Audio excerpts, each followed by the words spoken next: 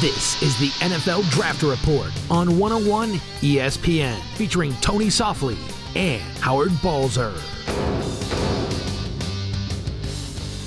I'm Howard Balzer. Tony Softli is with me. And for the first time in, well more than a month, Tony, we're not previewing the draft.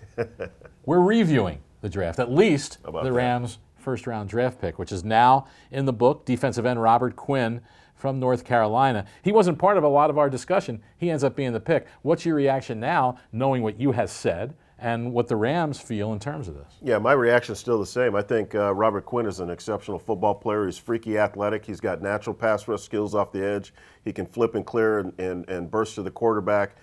He's going to need a few reps to learn, but everybody does. All the rookies do at this level. I think he has a chance to be an exceptional football player, but my thing was risk versus value.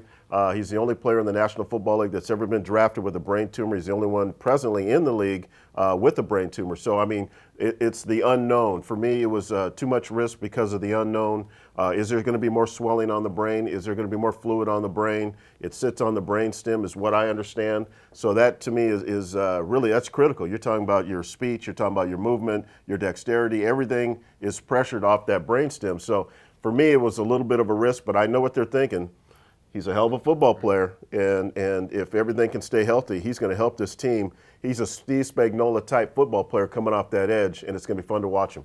Obviously, we don't know what would have happened had the Rams not taken him. You talk about risk, reward, risk, value.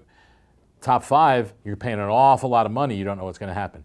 Does it make it because he's picked 14? Is that less of a risk, or is it still you're using a first-round pick, so the risk is still the same? No, for me, the risk is still the same. I mean, no matter if you picked him in the first round, the first 3 picks, if you pick him in the second or in the 7th, you know, he still has a brain tumor. So, I mean, it's where does the risk and the value weigh in? And like I said, Billy and those guys did their homework. They feel good about the pick. I've talked to several teams that didn't put him on the board, that took him off the board, but several teams that really loved him and waited for him to come down that board as well. So, like I said, this is a good football player. He's gonna learn behind James Hall. He's gonna fit in the Steve Spagnuolo scheme and look for him to sack a lot of quarterbacks in the NFC West and throughout the league.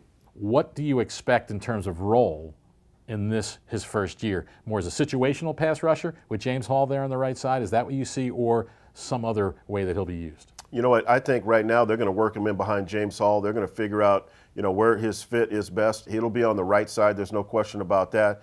What I envision happening, and I tried to get it out of Spagnuolo last night, he wasn't having any of it, was James Hall on passing situations moving inside, which would give them great inside presence and wiggle and pass rush, and putting him on the outside to come off that arc and getting after that quarterback. So I think they'll probably work that in there, but you know what? There's a lot of terminology. There's a lot of things you have to learn in the Steve Spagnuolo defense. Ken Flagel and Brendan Daly have their work cut out to get this guy up to speed and get him ready to play for that first game. That's Tony Softli. I'm Howard Balzer.